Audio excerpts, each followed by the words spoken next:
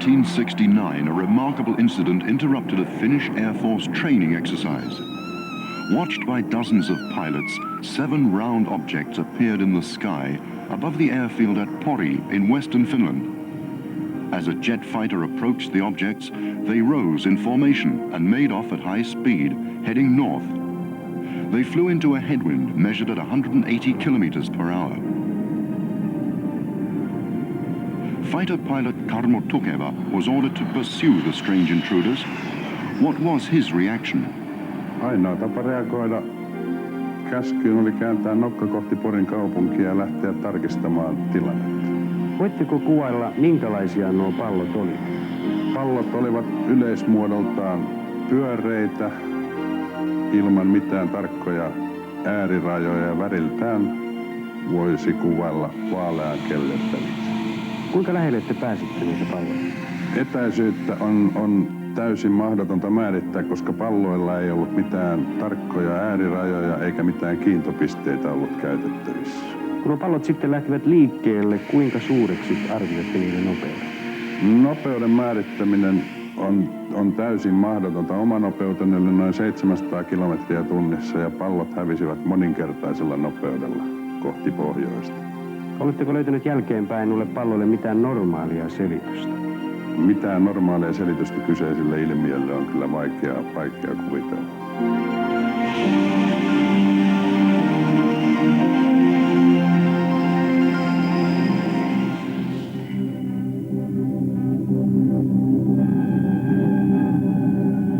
UFOs, unidentified flying objects, have shattered our view of the world. Astronaut Edgar Mitchell said after his visit to the moon, "We all know that UFOs are real. All we need to ask is where do they come from?"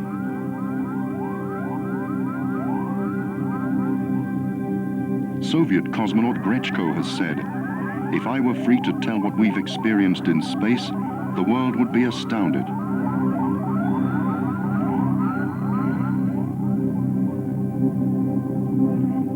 The history of the world is full of mysteries. Strange structures, drawings and sculptures whose origins are still unknown. Could they be evidence of visitors from space?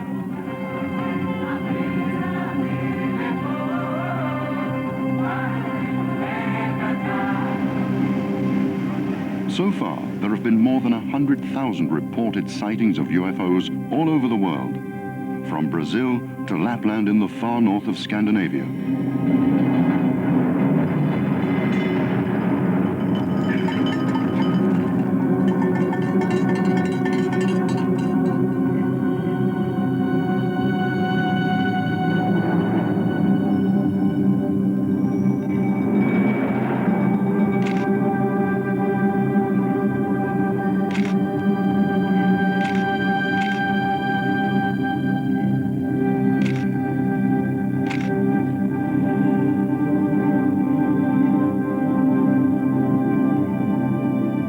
Despite official secretiveness, researchers around the world have collected detailed information on the behavior of UFOs.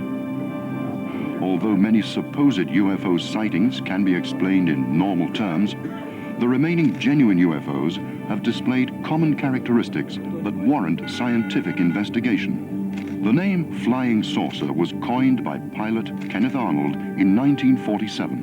The United States Central Intelligence Agency has revealed that Hitler's Germany was among the first to investigate UFOs.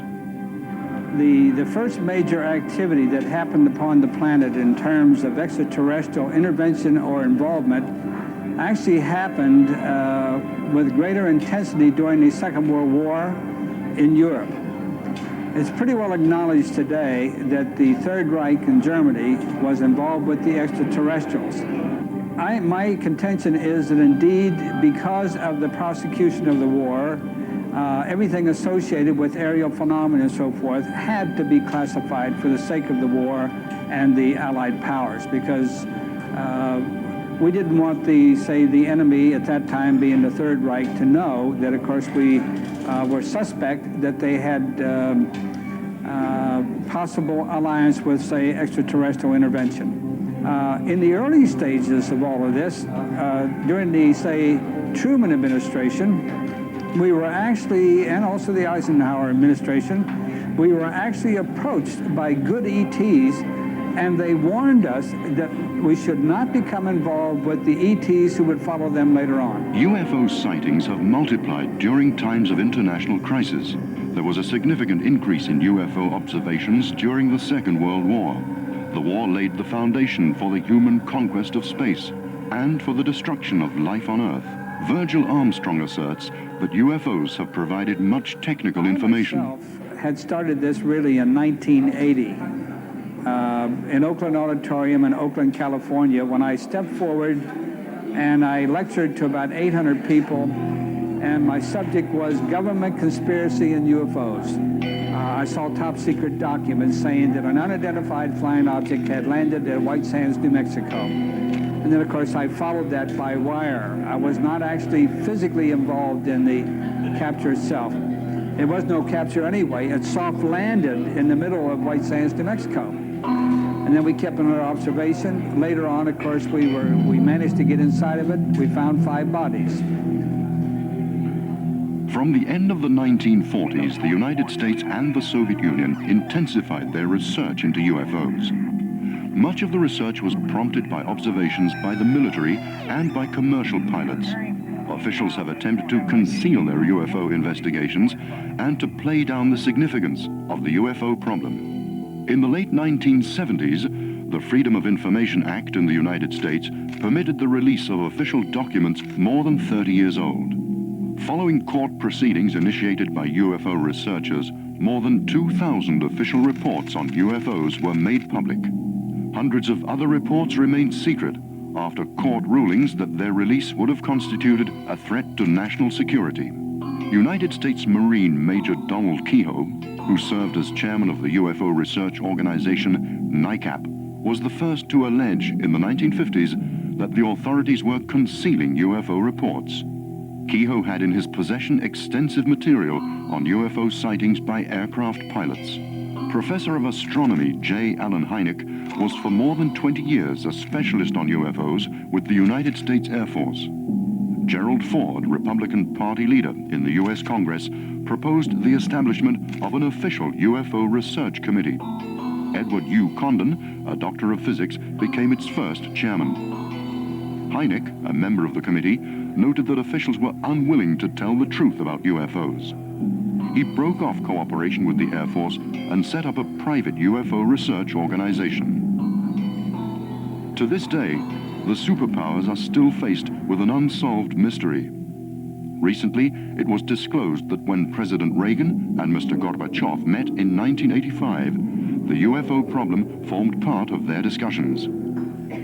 The Freedom of Information Act has revealed a mass of new evidence that an unknown spacecraft landed at Roswell, New Mexico in 1947.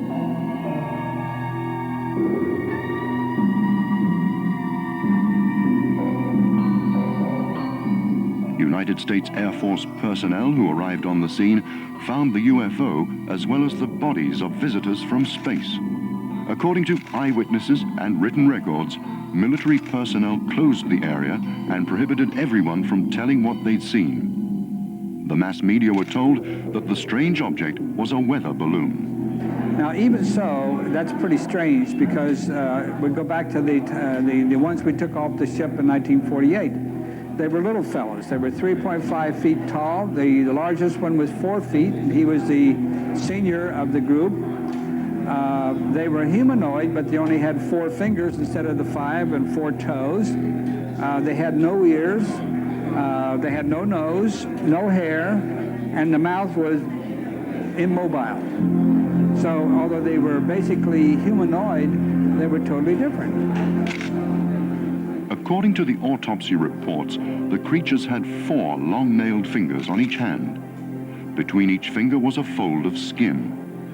The creatures had gray skin, and their blood, although liquid, was totally unlike human blood in composition. The released documents report that a top-secret task force, Majestic 12, was set up to investigate the case. The group received its orders direct from President Truman. case has been examined in great detail by Canadian nuclear physicist Stanton Friedman. I believe the United States government has the bodies of aliens in its possession, whether it's the Army, the Air Force, the Navy, the National Security Agency, the CIA, I have no idea. But I'm certain that with the crash of a flying saucer in Roswell, New Mexico in 1947, July, that they recovered not only the vehicle, but the bodies as well. There are other stories about other crashes, but that one's been thoroughly investigated. We've talked to more than 100 persons connected with that. So yes, the government certainly has alien bodies. On the 5th of May, 1989, South African Air Force fighters took off to intercept a strange object that had penetrated South African airspace. One of the pilots fired at the intruder using a new laser-guided weapon, forcing it to land across the border in Botswana. On board the UFO were humanoids who looked amazingly like those found at Roswell. They were short and had only 3 fingers with long nails on each hand. Between the fingers was a fold of skin. Their eyes were wide and slanted, and their skin was a bluish gray. The incident was investigated by Anthony Todd, who served for 25 years as a police officer. The UFO came down and crashed in the Kalahari Desert. And when the authorities retrieved the UFO, which was intact, 2 live alien beings were found inside it. The craft and creatures were eventually transported to Wright-Patterson Air Force Base in America. This information came to us from South African intelligence sources. I've seen them several times. I've been within 100 meters of one of these craft. A huge saucer-shaped object with a dome on top with portholes around the outside, coloured lights rotating around the bottom, and the whole object glowing. I've signalled on one occasion to one, and it actually turned around and came back to me. I've seen them several times since, always with witnesses. The first case when I was a police officer in 1978. Since making his disclosures, Todd has been the target of threats and other forms of pressure. The belief that UFOs are merely tricks of light, which cannot be scientifically studied, is wrong. Researchers have thousands of reports of UFOs that have left behind physical marks. In January 1981, a UFO landed in the garden of a farmhouse in France. Investigations by the National UFO Research Organization, GIPAN, and the agricultural laboratory, INRA, revealed that something strange had happened to the vegetation growing where the UFO landed. Its biological structure had changed, as if it had suddenly aged. The investigators maintained that only extremely powerful nuclear radiation could have caused such a phenomenon. Professor Hynek's research center has more than 3,000 reports of physical marks left by UFOs.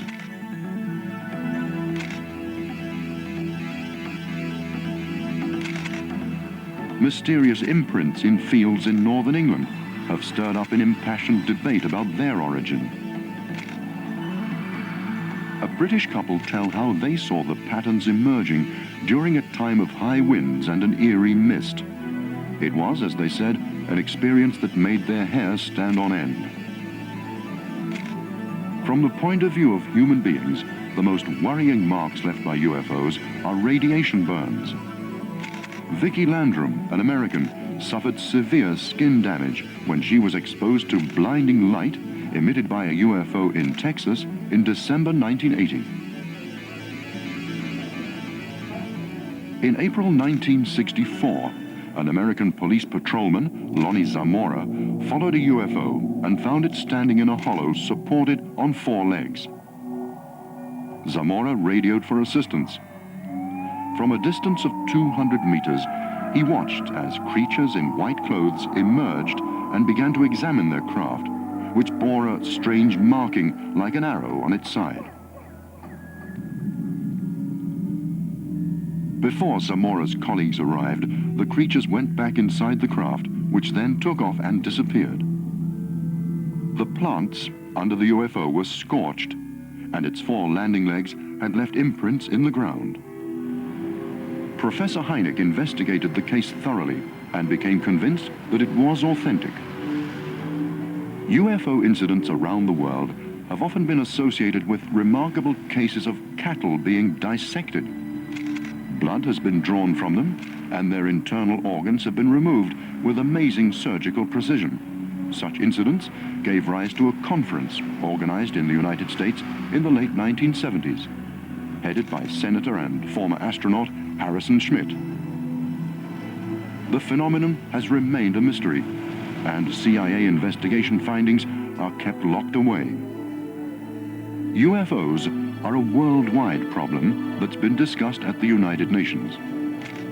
On the initiative of Grenada, special sessions were organized in 1978 and 79 and were attended by the world's leading UFO researchers.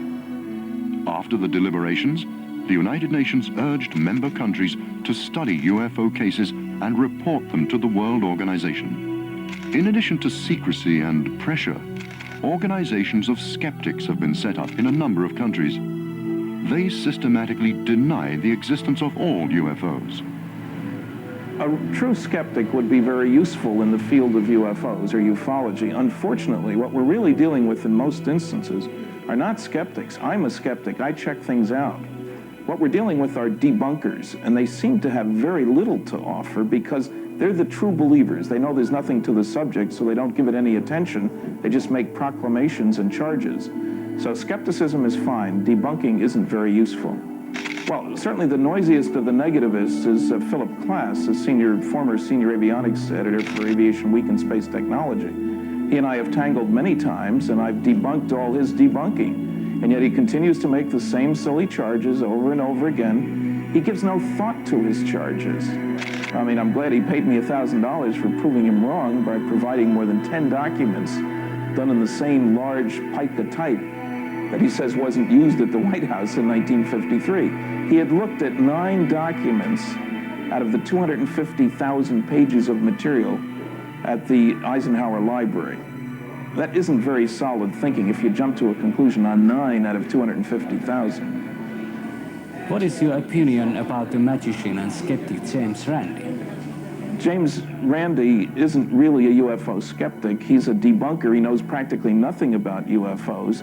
In his book, Flim Flam, he discusses Marjorie Fish's star map work connected with the Betty and Barney Hill case and gets just about everything wrong. Now, a different kind of skeptic is Carl Sagan. Carl and I were classmates at the University of Chicago. I have no idea why Carl has continued to make foolish charges about flying saucers. His most recent one was that every UFO sighting, when carefully investigated, turns out to be either a fraud or a mistake. The statement itself is a fraud because every large-scale scientific study provides loads of sightings that are neither, that are obviously evidence of intelligently controlled extraterrestrial spacecraft. UFO witnesses have not only been uneducated country folk. Their number includes some very prestigious people. Former US President Jimmy Carter, in the company of some 20 other people, saw a UFO on January the 6th, 1969. He was then governor of Georgia. On the 17th of November, 1986, a Japanese airliner followed 3 UFOs for half an hour. The pilot, Flight Captain Kenjo Terauchi, one of Japan Airlines' most experienced flyers, described the biggest of the UFOs as being 5 times the size of a jumbo jet.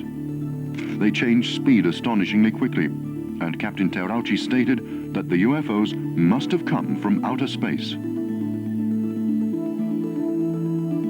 There are thousands of photographs of UFOs. A controversial pioneer of UFO research, George Adamski, photographed UFOs in the 1950s with the aid of a telescope. Adamski claimed also to have seen humanoids and flown into outer space with them. Skeptics have offered dozens of explanations for this flying saucer picture of Adamski's, suggesting it could be the top of a vacuum cleaner or an ashtray. A photograph alone can never be final proof, because trick photography allows hundreds of possibilities. The final years of Adamski's life were tragic. He was branded as a trickster. These pictures were taken by an American couple, the Trents, on May the 11th, 1950. researchers regard them as some of the most reliable UFO photographs.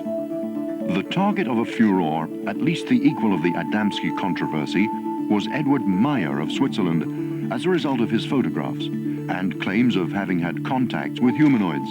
Even before his claims were investigated, he was labeled the UFO hoaxer of the century. Meyer claimed to have been in contact with humanoids who were replaced at intervals of 11 years, the same rhythm as the changes in sunspot activity.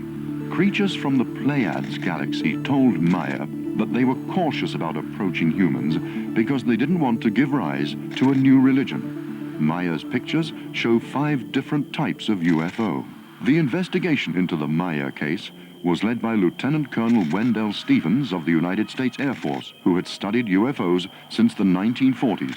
He has a file of 3,000 UFO photographs. I think the question is, why do I believe the Swiss case of Edward Meyer is a real UFO contact case? And why do I accept those remarkable pictures as real pictures of UFO? I must say that in the course of the investigation, we found not one photographer, but we found 5 photographers, 5 different photographers, all involved in this one case. They all took pictures of the spacecraft, the Pleiadian spacecraft.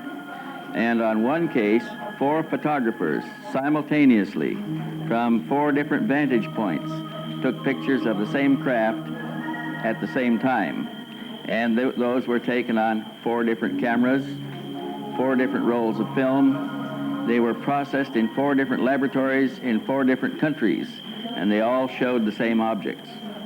Apart from that, we took 4 of the best pictures, 1 from each of 4 different cases, to the United States with us, where we put them through exhaustive testing, for which more than $60,000 was paid for testing by every known means in modern technology.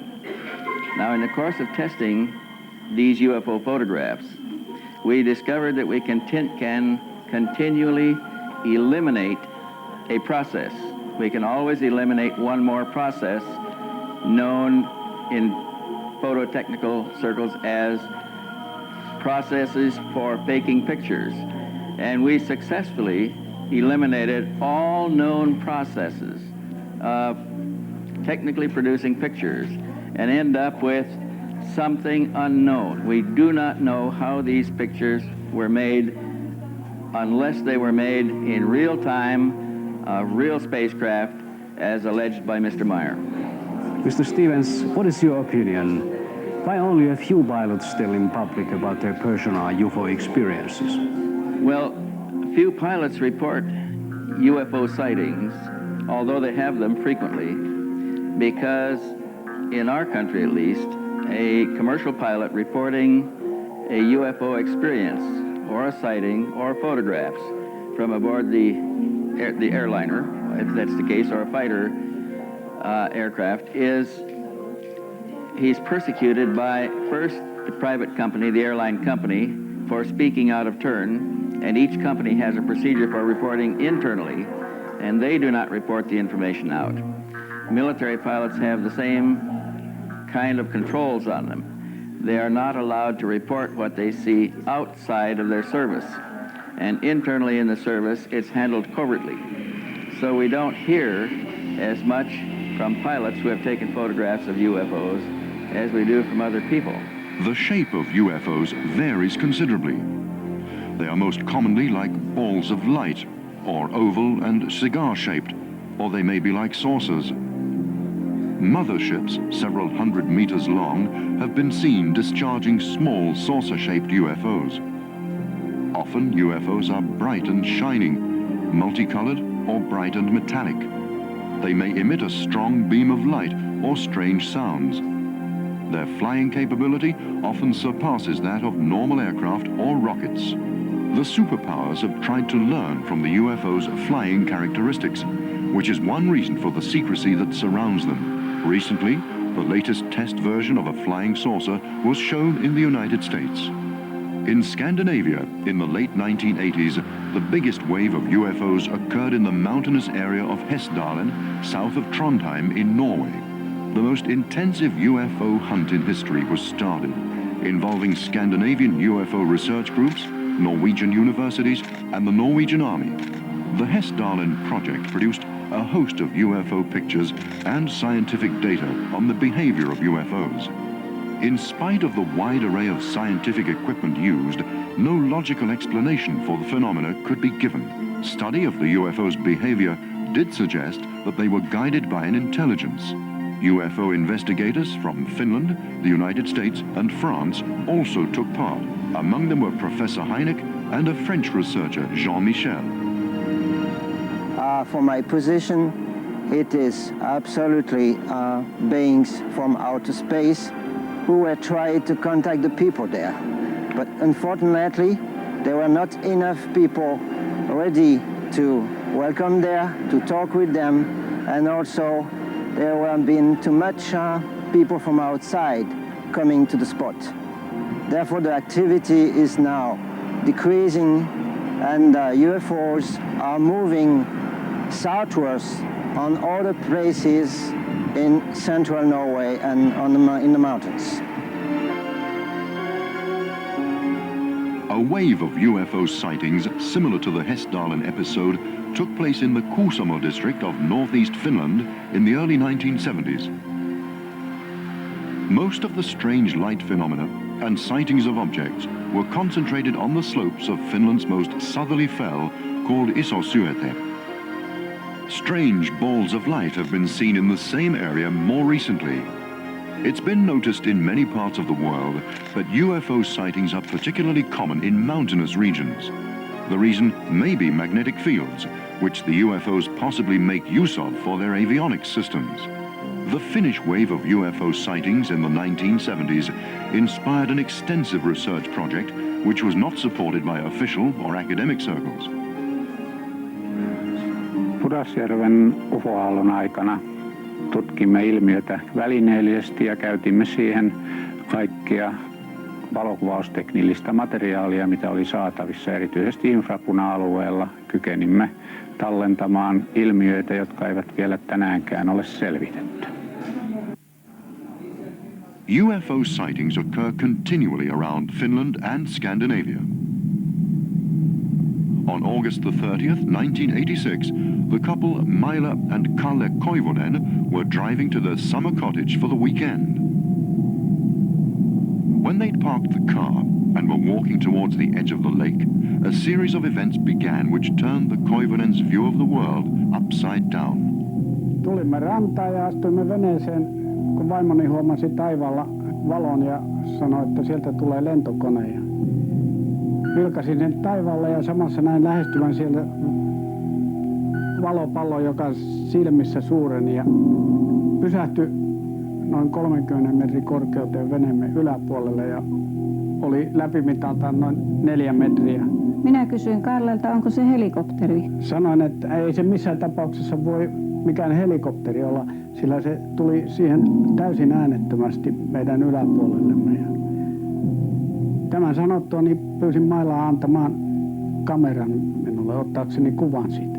En antanut kameraa, koska minusta oli mahdollisimman pian päästävä saareen, koska minua pelotti tämä valoilmiö. Nykäisin perämoottorin käyntiin ja lähdin ajamaan täyttä vauhtia kohti saartamme, mutta valopallo lähti seuraamaan meitä pitäen etäisyyden täydellisesti samana koko ajan ja pysyin tiiviisti kannassamme. Lähellä rantaa tästä valopallosta suunnattiin 3 sädettä Kallea kohti.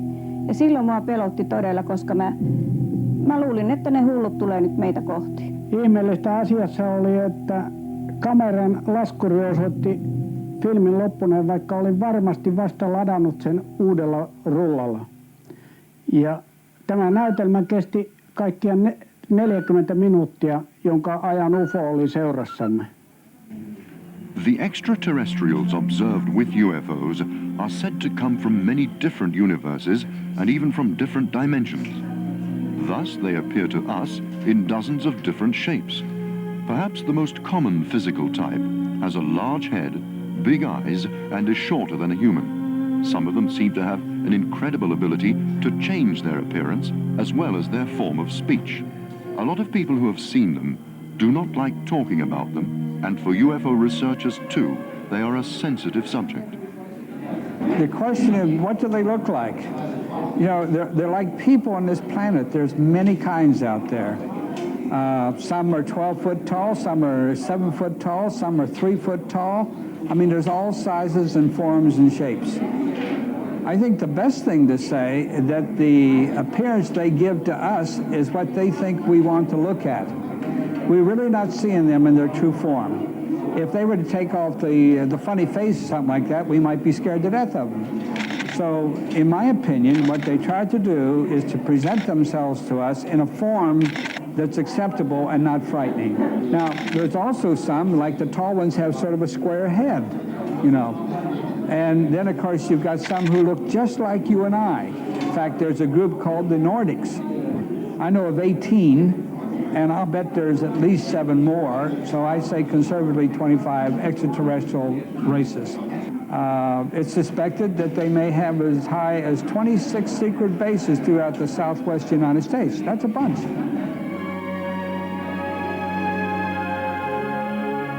Finnish Air Force personnel have cited both UFOs and extraterrestrials, but very few eyewitnesses have had the courage to speak publicly. Among the most sensational experiences are those of Air Force technician Osmo Liene. Olin ilmavoimien palveluksessa 17 vuotta ja osan aikaa ilmavalvonnan piirissä aika tiiviisti. Me jouduimme, sanoisin aika usein näiden outojen havaintojen vuoksi melkoiseen paperisotaan ja laatimaan niiden havaintojen liikkeistä ja suunnasta ja nopeuksista erinäisiä selvityksiä. Nämä havainnot liikkuvat melko loogisesti ja suorastaan karttelivat meidän tutkijamme. UFOs first made contact with Osmo Liene in 1954 when he was out walking near his home in southwest Finland. Se UFO, johon joudumme tutustumaan lähikontaktissa, oli pyöreähkö, ehkä 5-7 metrin läpimittainen pallomainen alumiinin värinen laite, joka räimäsi ylitsemme keskellä peltoa ja veljeni kanssa jouduimme syöksymään ojaan, koska yhteen törmäyksen vaara näytti aivan varmalta. Olennot ilmestyivät meille kotiin keskellä yötä. Vierailuaika sinällään oli aika omituinen. Kello oli juuri 12. Lyönyt ja väki tietysti jo vuoteessaan. Ja minä olin ainoa, joka olin hereillä. Oven auettua luulin, että jokin itämainen porukka, lähinnä niin kuin nuoria poikia, olisi tullut väärään osoitteeseen. Heti sisään tultuaan he totesivat, että vai olet jo hereillä, sinua me tulimmekin haastattelemaan. Heillä oli laitteita myöskin mukana, lähinnä nykyisen pienen matkatelkkarin näköinen väline, jolla he sitten kyselyjen edistyessä näyttivät erinäisiä kuvia. Ja aina jonkun asian tullessa esille, siitä näytettiin kuvia tällä pienellä laitteella. Ja loppujen lopuksi kelattiin minun elämääni eteenpäin myöskin. Ja näin lyhyesti sanottuna ne tapahtumat, jotka minulle silloin kerrottiin, ovat tähän mennessä pitäneet hyvin paikkansa. Joskin tämän saadun tiedon viimeinen kuva on minun kannaltani vähän huonompi, koska siinä oli näytetty tapaturma, jonka uhriksi tulen jossain vaiheessa elämääni joutumaan. Minulle kerrottiin, että se tähdistö, mistä he ovat kotoisin, näkyy maahan rykelmänä, sikelmänä.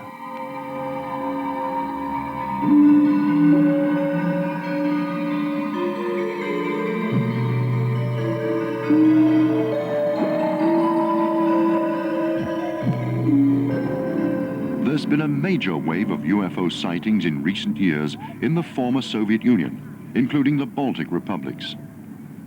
Thanks to the new openness in those countries, UFO research has become very active and international.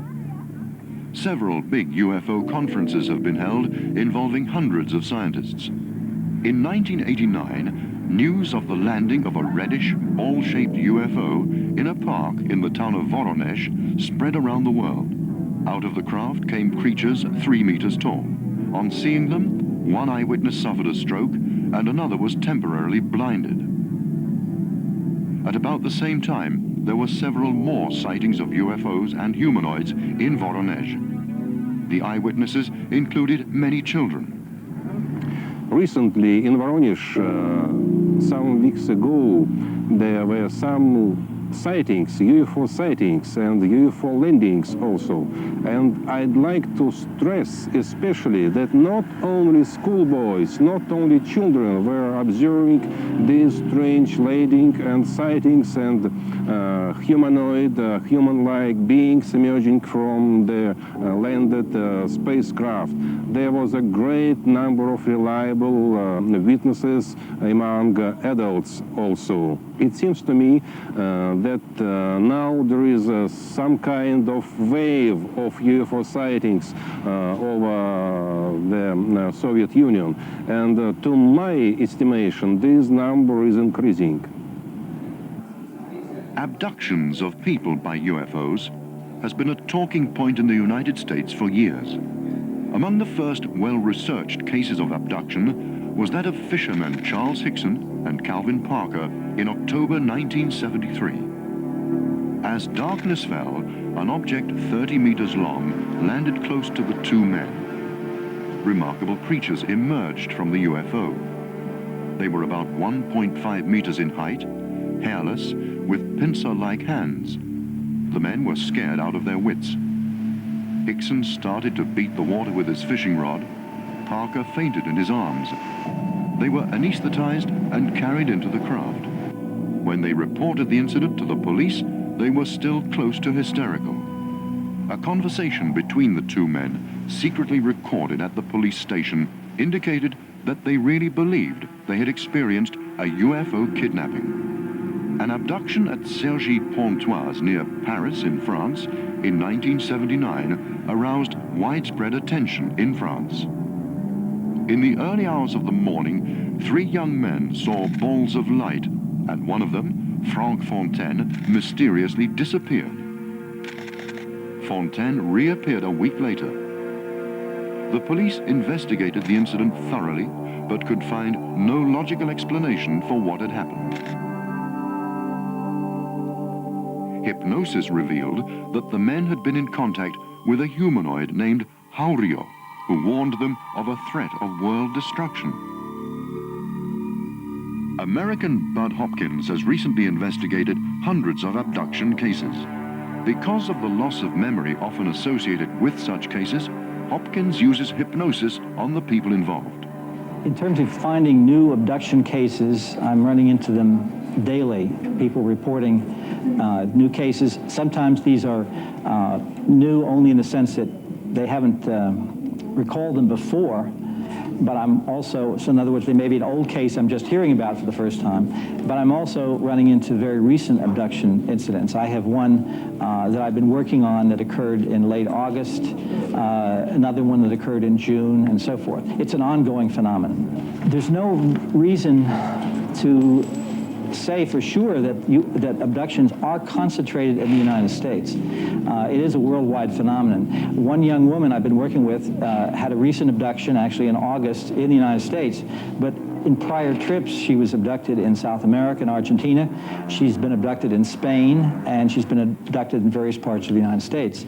I live in the United States, and therefore I suppose I hear about more American cases, and since my books are widely distributed in the United States, I'm hearing from more people. But I would guess if I were to go to Finland or any other place, and we were able to set up some way in which people could report their possible suspected abductions in a way that they would feel was supportive and trusting and so forth, that we would find huge numbers there too. I think this is a worldwide phenomenon.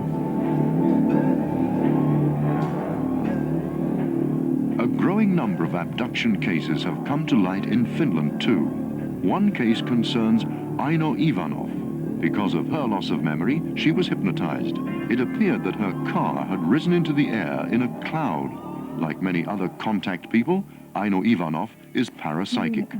Tulossa Siivikon ja Puhoksen kouluilta autolla puolen yön jälkeen olin näillä kouluilla tuntiopettajana. Ja kun auto ylitti tämän Iijoen sillan, silloin näin edessäni Sumuseinämän.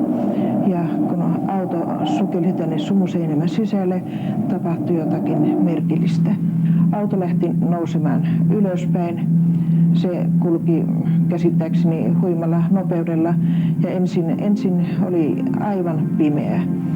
Ja sen jälkeen oli tämmöinen niin kuin kirkkaan sininen kenttä, auto meni sen läpi ja sitten tuli taas pimeä ja mä näin niin kuin kirkkaita valopisteitä, jotka lähenivät ja loittonivat.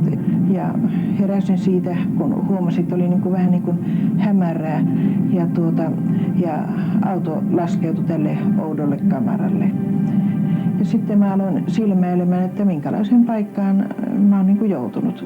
Auto oli jonkunlaisessa laaksossa, joka puolella oli vuoret ja mä vilkasin maata. Se oli niin kuin punaista kiveä tai soraa ja huomasin, että se oli noin suurilla halkeamilla, jopa 5 sentin halkeamilla.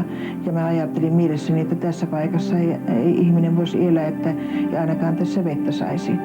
Sitten mä huomasin, että sieltä vasemmalta puolen sieltä vuoren kylkeä alas tuli 2 henkilöä. Heillä oli suuri pää, eikä ollut hiuksia ollenkaan. Suuret silmät, jossa ei ollut pupilleja. Ja pieni nenä ja pieni suu, ei ollut huulia ollenkaan ja heidän ihon väri oli aika vaalea. Tämän ensimmäisen matkan aikana musta otettiin sitten näytteitä. Oikeasta käsivarresta otettiin niin kuin 5 näytepalaa noin puolen sentin välein. Ja niistä on todistus tuossa. It's very difficult to prove the reliability of cases of contact. One of the most investigated abductions concerned the experience of the Hill couple in 1961. On September the 19th, 1961, late in the evening, Betty and Barney Hill were traveling by car on the east coast of the United States when they saw a bright object in the sky. After that, the Hills lost consciousness. When they came to, the UFO was gone and they had traveled nearly 50 kilometers south without being aware of it. Under separate hypnosis, the Hills both told how they'd been anesthetized and transferred to the UFO. Large-headed, large-eyed creatures had carried out medical tests on the couple, including taking a sperm sample from Barney Hill. One of the creatures had shown them a picture that gave the position of their home planet in relation to our universe. Phyllis Van Schlemmer is a contact whose space adventures are of the same type as Aino Ivanov's. I've had meetings with beings from other planets on UFOs twice. Both of them were completely different than the other. My first meeting was a UFO came down, it landed, I saw it, the door opened. For a moment I was very frightened and I said, no, this is an experience, I must go with it. So I boarded the craft, and as I entered I felt the presence of someone in back of me that I didn't see. And I entered into the inside of the craft, and there were 2 beings in the craft. They were well over 6 feet, formed exactly like a human, quite good looking, appeared to be males. They had a metallic type of costumes on, did not seem to have any openings or fastenings of any kind. Very large, crystal blue eyes, if you can call eyes crystal blue. And several years before, in my office one day appeared a space being, and it was similar to this being that these 3 beings, or the 2 beings that I had seen that was on the ship. The trip was to the moon. They put this type of helmet on. It was like a plastic helmet or plexiglass, and it had a rim all around it. It was clear. It was a double plexiglass or plastic. It had little holes around. And when they put this helmet on me, it created an atmosphere around me that I could breathe. Because I had told them, look, we're on the moon. I want to go out. You can't bring me here and then not take me out on the moon. So they put this device on me, and as I walked, it seemed that the surface kept it above ground, so it functioned in this manner. I don't know how it worked. But they opened the door, and one took one hand, and one took the other hand, and they took me outside, and I was so happy because they were holding me. I was floating, and they were holding me down. They did not have problems walking on the moon. They did not float. They may have had something to hold them down. I don't know, because their boots were the same as their clothes. But I walked around for a while, and I wanted to walk, and they held me down so I could walk in the dust like this and kick it up and so forth. And we walked around a while, and then they gave me the message, we have to go back.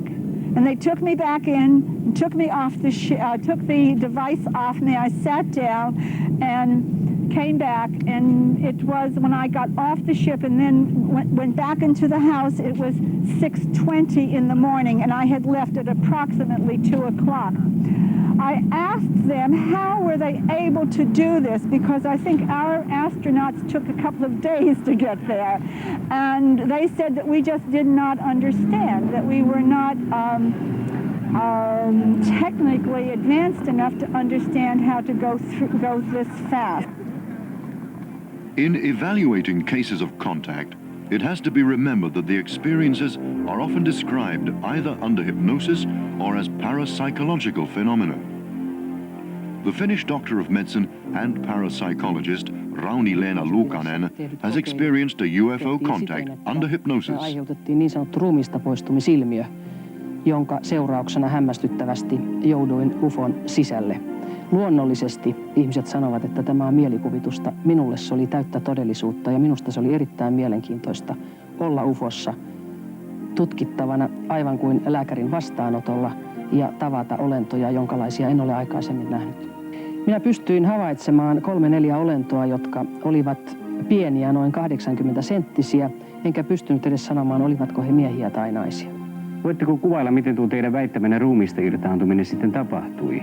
Toisin sanoen, miten te kohtasitte nämä UFOt? Se on parapsykologinen ilmiö, jota on varsinkin USAssa tutkittu hyvin paljon. 8 miljoonaa ihmistä on kokenut ruumista poistumisilmiön siellä. Se on ilmiö, jota meidän psykiatriamme hyvin huonosti tänä päivänä tuntee. Mutta siinä ihminen tuntee, että hänen tajuntansa kohoaa hänen fyysisen ruumiinsa yläpuolelle, ja se tajuntana lähtee mihin tahansa. Minun tajuntani näytti lähtevän UFOon. No millä tavalla juuri parapsykologia ja UFOt sitten liittyvät toisiinsa? Parapsykologia on tiede, joka tutkii niin sanottuja yliluonnollisia ilmiöitä, ja monien ihmisten mielestä UFOt ovat yliluonnollisia. Parapsykologia tutkii muun muassa automaattikirjoitusta, se voi tutkia ruumista poistumisilmiöitä, ja nämä ynnä telepatia ovat muun muassa tapoja, joilla UFOihin voidaan olla kontaktissa. South America, especially Brazil, has for long been among the world's most active UFO areas. The abduction of Brazilian lawyer Antonio Villas-Boas is one of the most astonishing UFO stories. If the case had not been investigated with uncommon thoroughness, it could easily be written off as science fiction. On October the 15th, 1957, Antonio Villas-Boas was plowing on his farm when a 10-meter-long object landed near him. To his surprise, 4 helmeted creatures came out of the UFO. They grabbed him by the arms and took him into the craft. He was subjected to medical experiments, which climaxed when into the room stepped an almost human female creature. The creature undressed, and Antonio found her extremely beautiful. The woman invited Antonio to have sexual intercourse, the purpose of which was to cross a human with an alien being. Later, the extraterrestrials returned to show him a small being, Antonio's offspring. Betty Andreasson, an American whose father was Finnish, met extraterrestrials for the first time On January the 25th, 1967, the beings came to her home and anesthetized her family. They took Betty to a UFO, which traveled to a completely strange place about which Betty remembers only fragments. UFO investigators returned Betty under hypnosis to the time of her UFO experience, and she was able to recount her journey in detail. Betty Andreasson later told of UFO encounters during which she claims to have visited a center for cross-breeding humanoids with humans. These pictures are based on Betty Andreasson's own recollections. In some abduction cases, the kidnapped people have gained the impression that the cross-breeding experiments are not necessarily about developing mankind. Perhaps the most remarkable abductee is the American writer Whitley Strieber. He seriously considered suicide until he met Hopkins, who told him that hundreds of others had met the same kinds of beings. The abductions, the final bottom line really can't be guessed at yet. We don't know what the ultimate goal is. I would say there's no doubt in my mind that the center of it, the focus is on a genetic experiment involving the creation of a hybrid, of a mix of aliens and ourselves. Now, what that would lead to, what that means, I have no idea. They've been doing this for a long, long time. I just did an abduction hypnotic regression with Charles Hickson that involved an experience in 1939. So if we can say, and I have a number of cases from the 30s, if this has been going on for that long, there's certainly been no warlike intentions. I don't think anyone can point to anything in the environment of the world that would suggest anything evil or malevolent that's come in through the deliberate actions of the UFO occupants. So they've been, let's say, peaceful for a long, long time. That would tend to make you feel there's no warlike idea, and I don't really fear an invasion. On the other hand, of course, you look at the world today, and there are wars raging here and there, local wars. There's AIDS, a whole new problem we have. The environment is in terrible shape. And nobody can point to anything in the world that aliens have helped. I don't think there's anybody who can point to something and say, here's a concrete example of intervention, which has been a sign, therefore, of friendliness. They seem to be totally neutral. They seem to be totally interested in their own agenda. They're not here to help us and apparently not here to harm us. Now, the fact that there's a tremendous amount of psychological damage being done by these experiences, it's very interesting and touching about human beings that we are gregarious by nature. We love to communicate. And I always am touched by the fact that there are scientists who put on bathing suits and go down in underwater tanks and talk to porpoises. Except the porpoises really don't talk back very much. There is some communication, but not as much as we would like. UFO researchers have often compared the relationship between people and whales with the relationship between humanoids and people. We know that whales have brains as big as our own. It may well be that mutual caution and limited communication stem from the same reason in both cases. Is it for us to teach the whales? Dolphins command water, one of the world's basic elements, noticeably better and more harmoniously than people, who throughout their history have destroyed their own kind and at this very moment are threatening the life of the whole planet. I think there are many different reasons for aliens to be interested in what's happening on Earth. In one of my papers, I have 25 different ones, but I think the most important reason for any alien civilization in the neighborhood to be concerned about us is that at the end of World War II, it was perfectly obvious that we Earthlings would soon be going to the stars because of atom bombs, rockets, and powerful radar. Our new technology would lead us to the stars within 100 years, which is nothing on a cosmic timescale. So if we make one assumption about aliens, that they're concerned with their own survival and security, we would expect them to want to check out all primitive societies in the local neighborhood. And surely from their viewpoint, we are a primitive society whose major activity is tribal warfare.